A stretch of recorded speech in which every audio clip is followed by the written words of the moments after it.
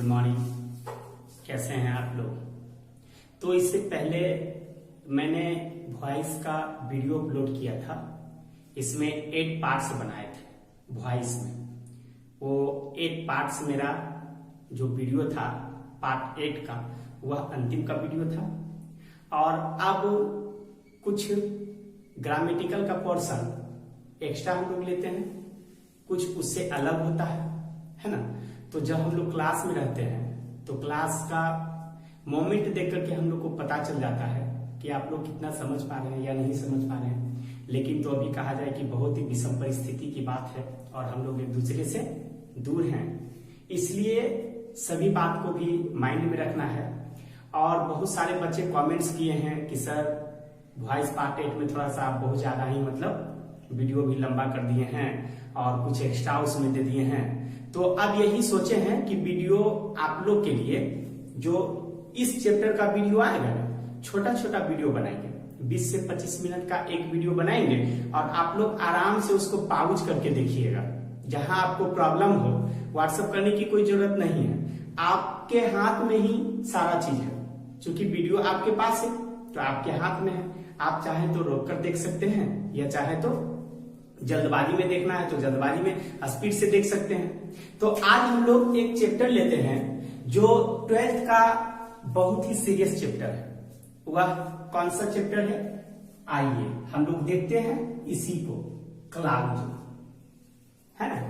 ये क्लास में क्लाउज पढ़ाने में, नरेशन पढ़ाने में थोड़ा सा टाइम ज्यादा लग जाता है, इसलिए मुझे ऐसा लगा कि लॉकडाउन का कोई भरोसा नहीं है। तो सबसे पहले जो इस टाइप के पोर्शन आते हैं ग्रामेटिकल में हम लोग इसी को पहले देख लेते हैं। तो आइए क्लाउज के लिए हम लोग आते हैं, है ना। लेकिन क्लाउज में बहुत सारी बेसिक बातें हैं जो आपको सभी बेसिक बात को समझना होगा। और ये क्लाउज क्या है, यदि जल्दबाजी में हम खत्म कर देते हैं तो आपको समझ में आने वाला नहीं। इसलिए इस पॉइंट को बहुत ही बारीकी रूप से लेंगे, एकदम बेसिक से उठाएंगे, है ना। एक वीडियो में बहुत कम मटेरियल आपको देंगे ताकि अच्छी तरह से आप समझ सके। सुनिए, क्लाउज के मीन्स क्या होता है? तो क्लाउज के मीन्स हिंदी यदि आप कीजिएगा तो क्लाउज के मीन्स आपका हिंदी हो गया वाक्खंड एक, या दूसरे तरीके से आप इसका हिंदी देख सकते हैं वाक्यांश। क्या कर सकते हैं? वाक्यांश। या एक और होता है उपवाक। क्या होता है? उपवाक। देखिए क्लाउज के मीन्स 3 हिंदी आपको मिला है। क्या क्या है? वाक्खंड है, वाक्यांश है और उपवाक है। तो इन तीनों के मीन्स क्या होता है? उपवाक पहले देखिए। उपवाक हम लोग आपस में कहते हैं ना, नाम है उसके में कुछ उपनाम होता है। तो वाक मीन्स एक सेंटेंस जो आप यहां से लेकर यहां तक लिखे और फुल स्टॉप कर गए। लेकिन उप कह रहा है सेंटेंस के छोटा टुकड़ा। वाक्खंड मीन्स भी वाक का एक छोटा टुकड़ा। वाक्खंड और वाक्यांश मीन्स वाक का एक छोटा टुकड़ा। कहने का तात्पर्य है कि आपको कोई सेंटेंस दिया गया है यहां से लेकर के यहां तक। अब इसी में आपको कहीं ना कहीं क्लाउज होगा, वाक्यांश होगा, वाक्खंड होगा, है ना। तो वो है क्या, हम लोग बाद में देखते हैं। पहले आइए देखते हैं कि क्लाउज का डिफिनेशन क्या होता है। तो क्लाउज का डिफिनेशन जब आप लिखेंगे तो इस प्रकार से आप क्या कर सकते हैं, लिख सकते हैं, है ना। क्लाउज का डिफिनेशन क्या लिखिएगा, देखिए आप लिख सकते हैं कि ए subject and a finite verb makes a subject and a finite verb makes a cloud.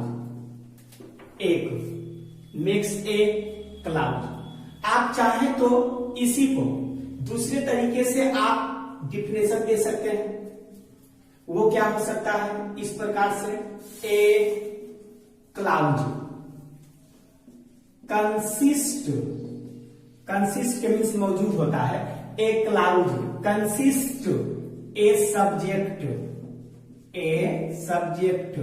And a finite verb, finite है ना वर्ब, फिनाइट वर्ब। या लग रहा है कि ये छोटा डिफिनेशन है, थोड़ा सा और बड़ा हो जाए तो आप और भी बड़ा करके लिख सकते हैं, लेकिन सभी डिफिनेशन का सेंस यही होगा।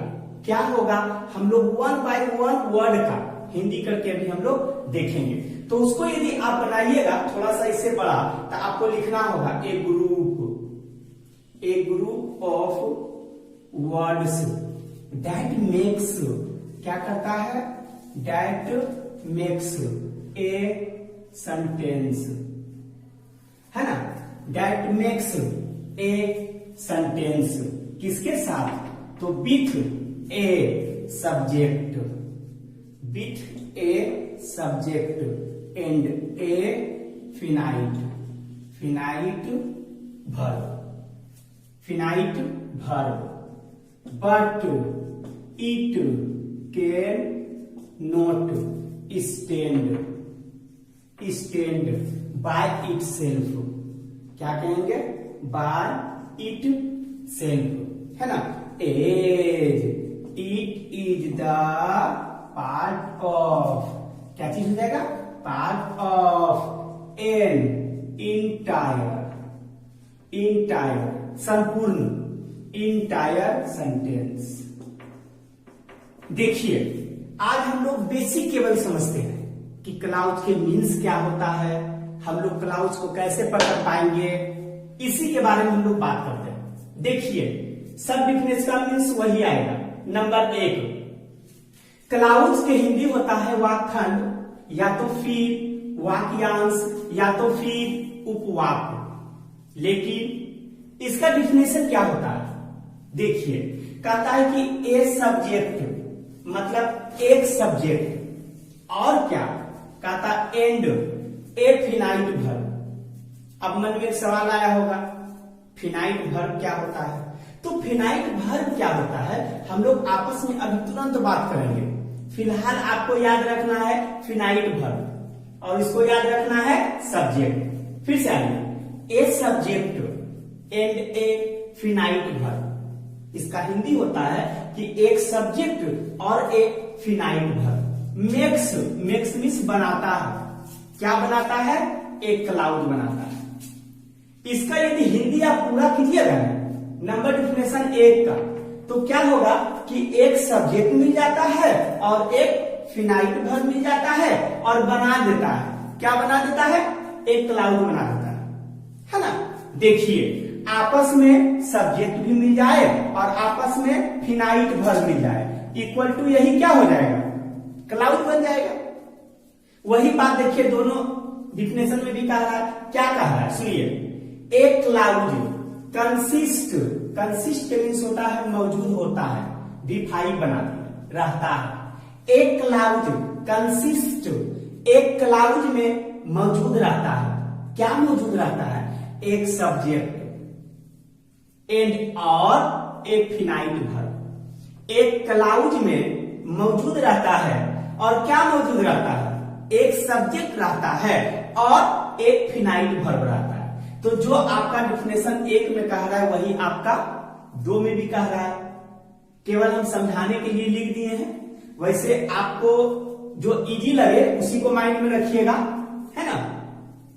तो एक क्लाउड होने के लिए क्या क्या मौजूद होना चाहिए, एक subject and a finite verb, तब यही दोनों मिलकर के क्या बन जाएगा, क्लाउड बन जाएगा, है ना।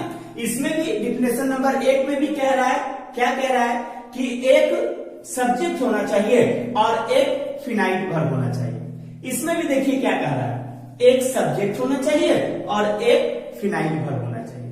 अब इसी का रूप थोड़ा सा विस्तार कर दिए हैं, और देखिए ये क्या कहता है, एक ग्रुप ऑफ वर्ड्स।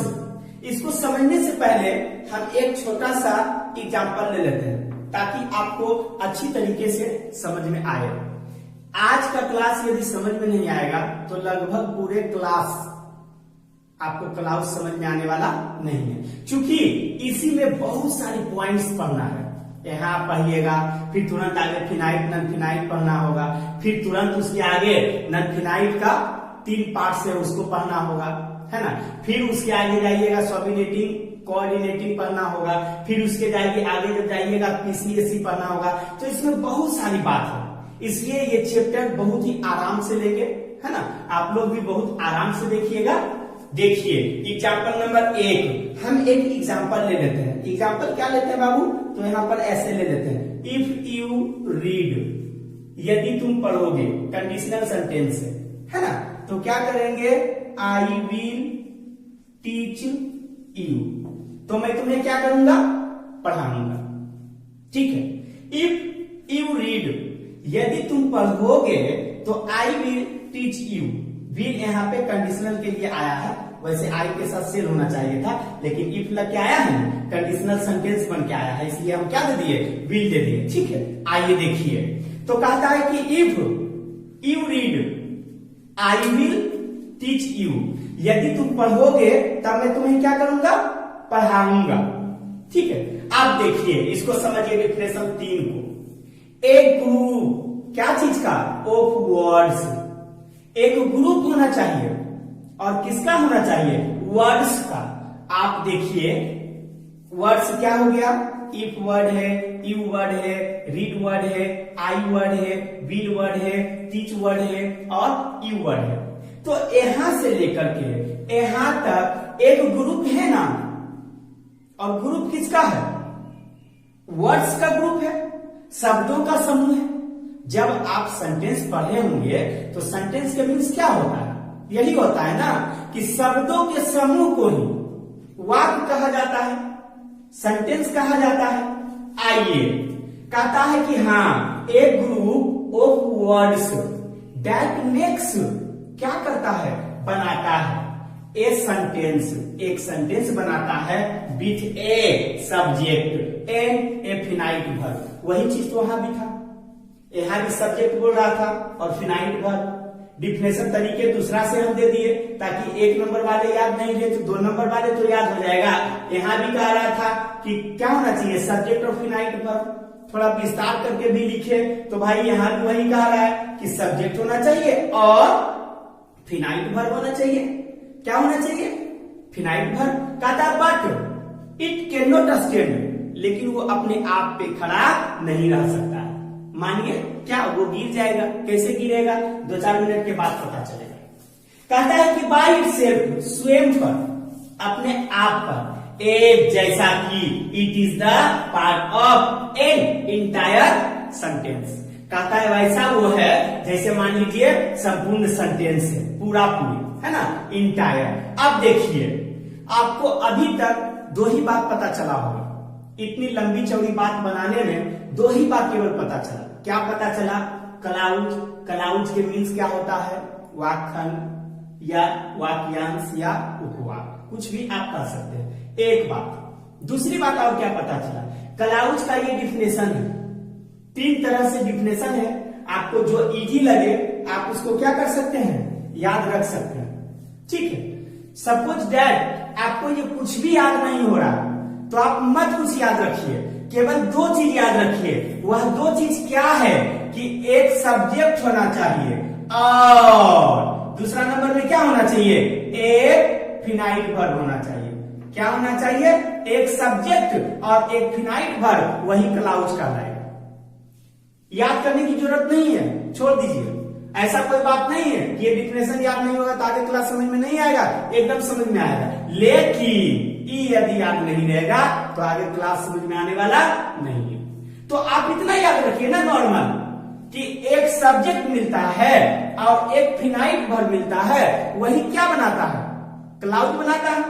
अब देखिए, एक सपोज आपसे कोई सवाल करे कि यहां से लेकर के यहां तक लिखा हुआ ये क्या है, तो आप इसको क्या कहिएगा, इफ यू रीड, यदि तुम पढ़ोगे, आई विल टीच यू, तो मैं तुम्हें क्या करूंगा, पढ़ाऊंगा। यदि आपसे कोई पूछे कि इफ से लेकर के यू तक क्या है, तो आप यही जवाब दीजिएगा कि इफ से लेकर के इफ तक एक सेंटेंस है।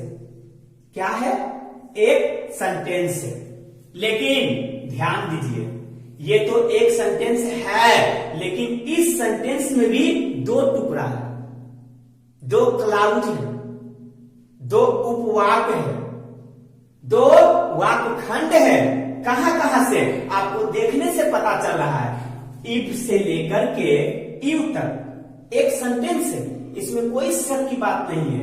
यहां से लेकर के यहां तक पूरा जो हम लिखे हैं वह एक सेंटेंस है, लेकिन एक सेंटेंस नहीं, इसमें दो क्लाउज छिपा हुआ है। वह क्लाउज कहां कहां से है? आइए देखिए। अभी तो आप समझ गए कि यहां से लेकर के यहां तक क्या चीज है? एक सेंटेंस है। ठीक है, इसको मिटाते हैं। देखिए, दो क्लाउज है और वह क्लाउज कहां से कहां तक है? एक यहां से लेकर के यहां तक है, यू रीड, और एक यहां से लेकर के एक यहां तक है।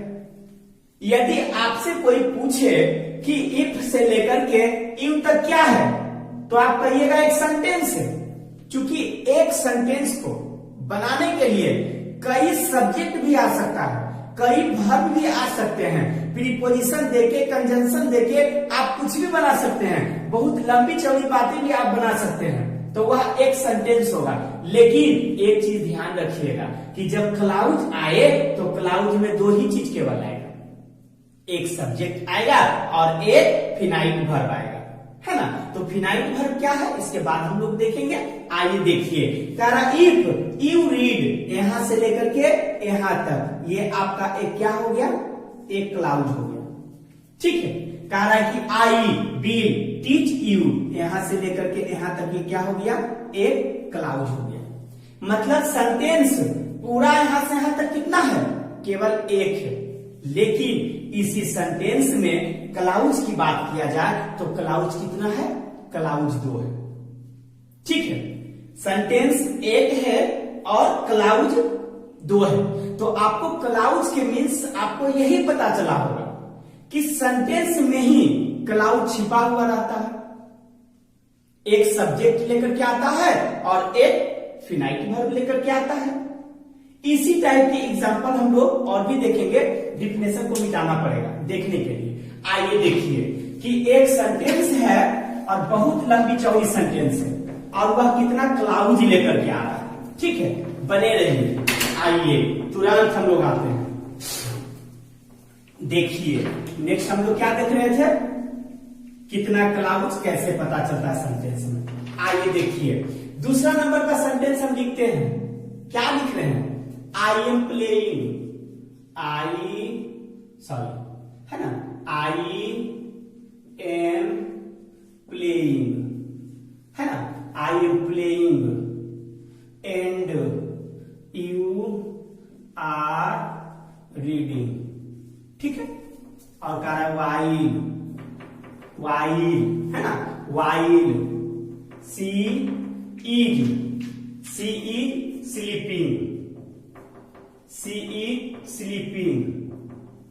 स्लीपिंग आपको शायद नहीं भी दिख रहा होगा, मुझे तो ये पता नहीं चल रहा है, लेकिन अंत में स्लीपिंग लिखें, स्लीपिंग। ठीक है, फिर से सुनिए sentence. I am playing and you are reading while she is sleeping. देखिए, कहता है आई एम प्लेइंग। तो यहां से देखने के बाद यहां तक आपसे यदि कोई पूछे कि ये क्या है, तो आई से लेकर के स्लीपिंग तक टोटल यह एक सेंटेंस है। जिस प्रकार आपको इफ से लेकर के इव तक एक सेंटेंस है, लेकिन क्लाउज कितना है? क्लाउज दो है, क्योंकि एक सेंटेंस में सेंटेंस का खंड किया हुआ है ना, टुकड़ा है, छोटा छोटा टुकड़ा मिला है ना। देखिए, एक और एक दो। अब देखिए इसमें क्या क्या मिला है, ध्यान दीजिए। आई एम प्लेइंग, एक छोटा खंड मिला है, एक छोटा वाक टुकड़ा मिला है, और जोड़ रहा है। ये कंजंक्शन क्या कर दिया? जोड़ने का काम किया। ये जो आपका काम किया, जोड़ने का काम, थोड़ा सा और समझिए। कंजंक्शन का काम क्या है ना? कंजंक्शन का काम है कि एक क्लाउज को दूसरे क्लाउज से, है ना, दो वर्ड्स हो या दो सेंटेंसेस हो या दो से अधिक हो, आपस में उसको क्या करता है, जोड़ता है ना। कंजंक्शन भी हम लोग को 1 by 1 कंजंक्शन पढ़ना होगा, बड़ा डीप पढ़ना होगा, ठीक है। तो कहता है आई एम प्लेइंग, एक क्लाउड आपका इतना ही दूर में छिपा हुआ है, एक क्लाउड ये है, कहता और यू आर रीडिंग, ये भी आपका क्या है, ये भी आपका एक क्लाउड है, दो हुआ, ये भी कंजंक्शन आपको जोड़ रहा है, समझे ना, सी इज स्लीपिंग, और ये भी आपका क्या हुआ, क्लाउड हुआ। देखिए ध्यान दीजिए, यहां से लेकर के यहां तक यदि पूछे कि ये क्या है तो एक सेंटेंस है, क्योंकि कई क्लाउड मिलकर के आपस में लोग सेंटेंस बना देते हैं, कुछ प्रीपोजिशन से, कुछ कंजंक्शन से जोड़ जोड़ करके बहुत सारा सब्जेक्ट होता है एक सेंटेंस में, बहुत सारा मतलब कहा जाए कि उसमें वर्ब होता है, लेकिन क्लाउड में आपको दो ही चीज होगा, एक सब्जेक्ट होगा और एक फिनाइट वर्ब होगा। देखिए यहां से लेकर के यहां तक एक क्लाउड कंजंक्शन जोड़ने का काम किया है, यहां से लेकर के यहां तक एक क्लाउड, फिर कंजंक्शन जोड़ने का काम किया है, यहां से लेकर के यहां तक में एक क्लाउड। आपसे यदि शुरू से अंत तक पूछा जाए कि क्या चीज है, तो आप कहिएगा एक सेंटेंस है, लेकिन आपसे कोई पूछे कि ये क्लाउड कितना क्लाउड है, तो आप इसमें क्या कहिएगा, 3 क्लाउड है। जैसे क्या क्या है, नंबर 1 में आपका है क्लाउड आई एम प्लेइंग, यही ना है, आई एम प्लेइंग, आइए तो जोड़ने का काम कर रहा है, एंड भी आप दे सकते हैं या यहां छोड़ भी सकते हैं। दूसरा सेंटेंस आपका क्या मिल जाएगा उधर जाकर के, यू आर रीडिंग, क्या मिल जाएगा, यू आर रीडिंग, फिर ये जोड़ने का काम किया। तीसरा आपका वहां क्या मिल रहा है, she is sleeping, she is sleeping. देखिए ये भी क्लाउड बन के आएगा, ये भी क्लाउड बन के आएगा और ये भी क्लाउड बन करके आएगा, लेकिन सबको कंजंक्शन से यदि सजा करके बढ़िया से एंड लगा करके, वाइल लगा करके, टू लगा करके, फ्रॉम लगा करके, सबको बढ़िया से बट लगा करके यदि जोड़ दिया जाए तो सब एक सेंटेंस होगा, ठीक है। तो अभी तक हम लोग एक ही बात सीखे हैं, क्लाउड, क्लाउड के मीन्स हिंदी ये होता है, और क्लाउड का डिफिनेशन, और क्लाउड्स को कैसे हम लोग पकड़ पाएंगे, ठीक है। तो आप सेंटेंस जब देखिएगा तो उसमें छोटा छोटा टुकड़ा रहेगा, समझे ना, तो आप उससे पकड़ लीजिएगा। अब देखिए आगे आपको क्या समझना होगा, फिनाइट वर्ब और नॉन फिनाइट वर्ब समझना होगा। जब तक आप फिनाइट वर्ब और नॉन फिनाइट वर्ब नहीं समझिएगा तो आपको थोड़ा सा प्रॉब्लम होगा, है ना। फिनाइट वर्ब और नॉन फिनाइट वर्ब भी हम लोग क्या करते हैं, आसानी से समझते हैं। क्या समझते हैं, देखिए आपको इसमें 2 चीज का जरूरत पड़ेगा। क्या जरूरत पड़ेगा, एक तो फिनाइट वर्ब और दूसरा नॉन फिनाइट वर्ब। तो फिनाइट वर्ब क्या है और नॉन फिनाइट वर्ब क्या है, हम लोग इस पर भी चर्चा करते हैं। फिनाइट वर्ब, ठीक है, और इधर आप आइए नॉन फिनाइट वर्ब, ठीक है। तो अभी हम आपको बार बार कह रहे थे कि एक क्लाउज में आपको 2 चीज मिलेगा, एक सब्जेक्ट भी मिलेगा और एक फिनाइट वर्ब भी मिलेगा। तो आपको तो सबसे पहले क्या करना होगा, उस वर्ब को पहचानना होगा कि फिनाइट है या नॉन फिनाइट है ना, फिनाइट है या नॉन फिनाइट है। तो हम लोग आसानी रूप से उस वर्ब को कैसे पहचान पाएंगे, देखिए फिनाइट वर्ब है ना, अपना लैंग्वेज में याद रखिएगा। फिनाइट वर्ब, फिनाइट वर्ब क्या है, एकदम हिंदी में अपना भाषा में, फिनाइट वर्ब वह वर्ब होता है जो सब्जेक्ट के साथ एग्रीमेंट कर ले, सब्जेक्ट के साथ एग्रीमेंट कर ले और वो अपना वर्ब के रूप को क्या चीज कर ले, सब्जेक्ट के मुताबिक बदल ले, है ना। फिनाइट वर्ब वही वर्ब होगा जो सब्जेक्ट के साथ एग्रीमेंट कर ले और सब्जेक्ट को देख करके अपना रूप क्या चीज कर ले, बदल ले, सब्जेक्ट को देख करके ही अपना रूप बदल ले। अब कैसे बदल लेगा, तो आप एग्जाम्पल जब तक नहीं देखिएगा आपको समझ में ये आने वाली बात नहीं है।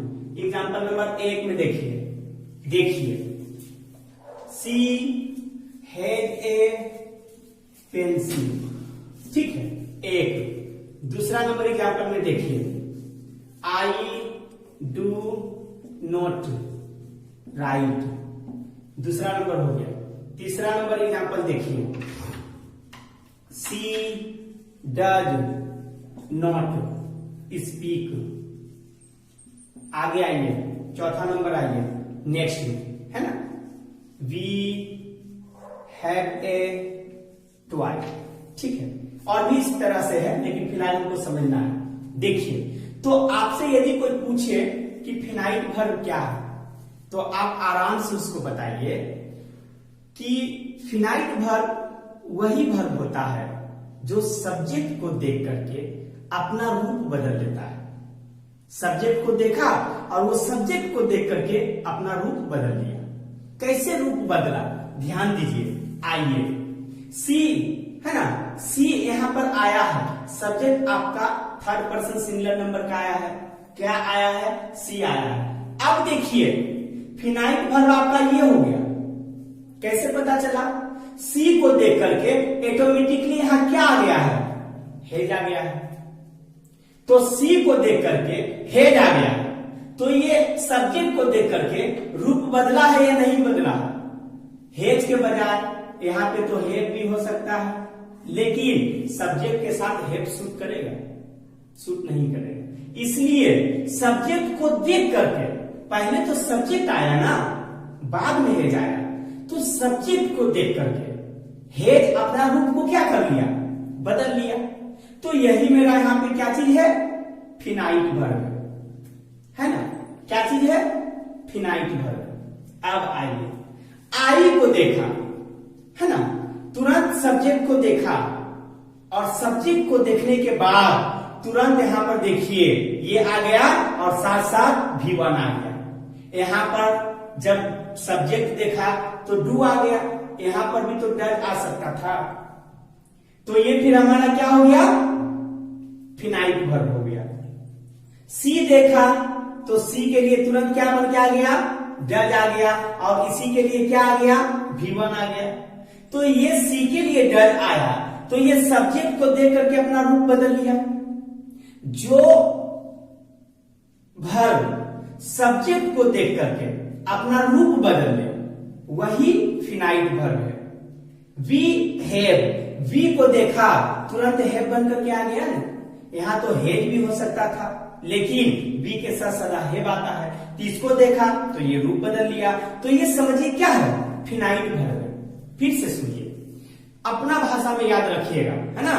फिनाइट वर्ब वही वर्ब कहलाता है जो सब्जेक्ट को देख करके अपना रूप बदल, वही क्या वर्ब कहलाएगा, फिनाइट वर्ब। दूसरी बात, नॉन फिनाइट क्या है, इसका अपोजिट ये हो जाएगा।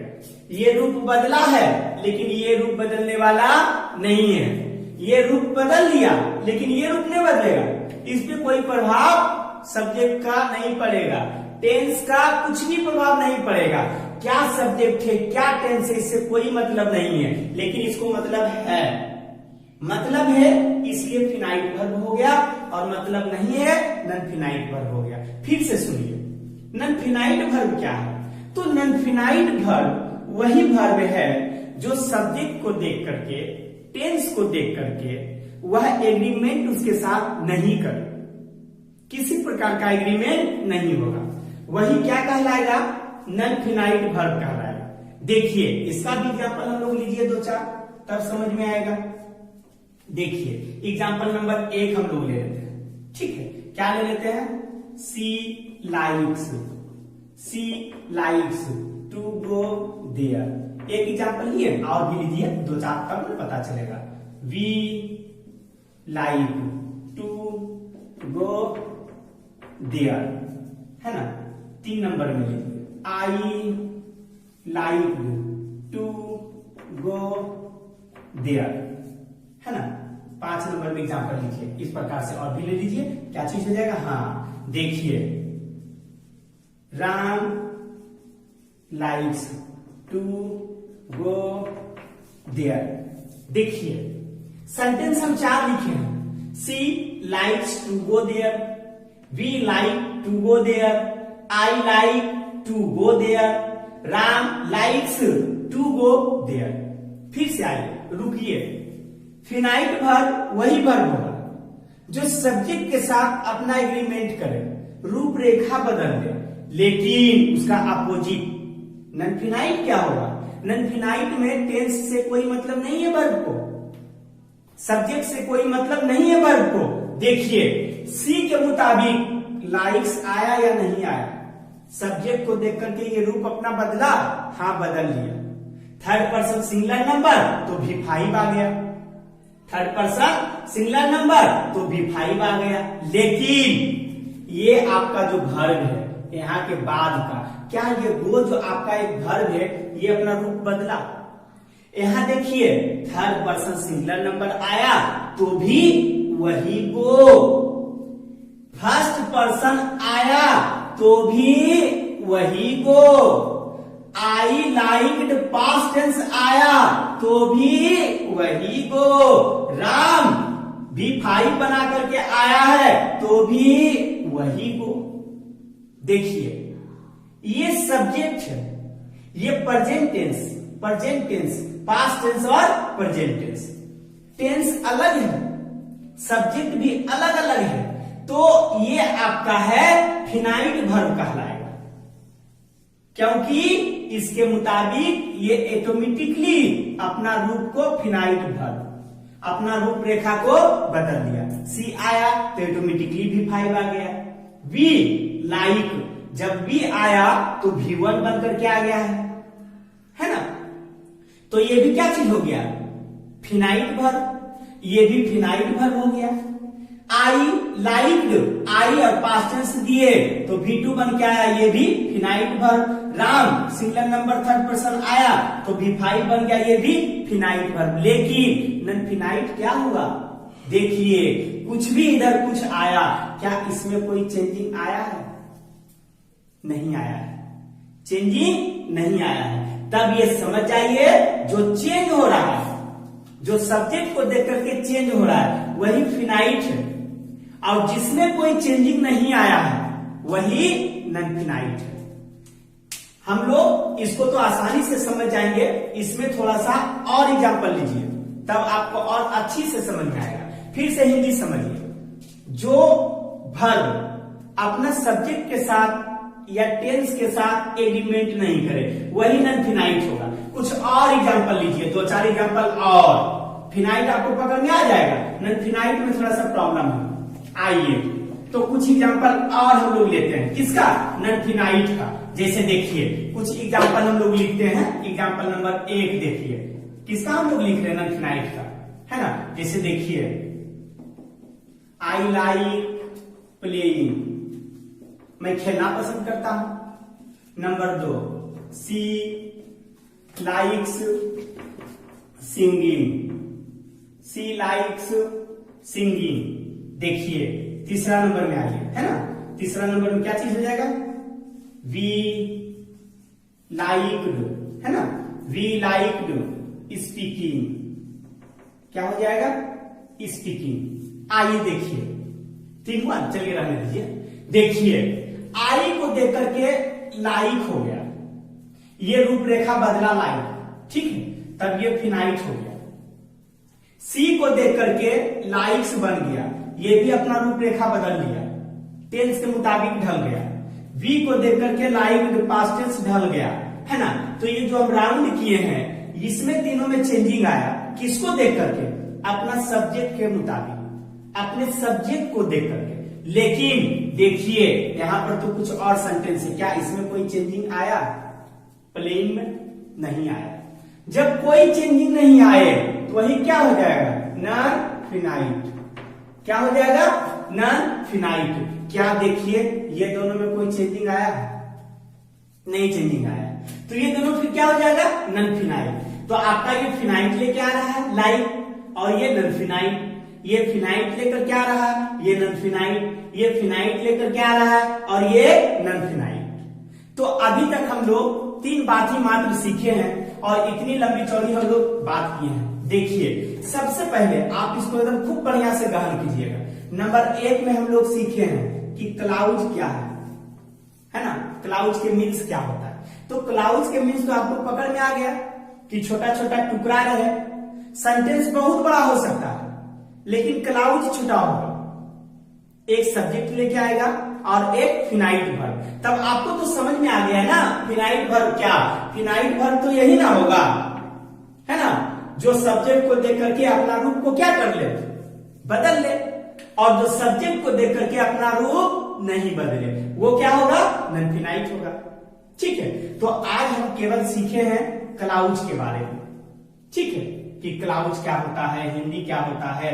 चलिए एक बात, और दूसरी बात हम लोग सीखे हैं फिनाइट के बारे में, और तीसरी बात हम लोग सीखे हैं इनफिनाइट के बारे में, है ना, इनफिनाइट के बारे में। अब देखिए इसके आगे यही नॉन फिनाइट में क्या चीज पढ़ना होगा, तीन चीज पढ़ना होगा। फिनाइट के अंतर्गत कुछ भी नहीं आता है, लेकिन नॉन फिनाइट के अंतर्गत तीन टाइप आपको पढ़ना होगा।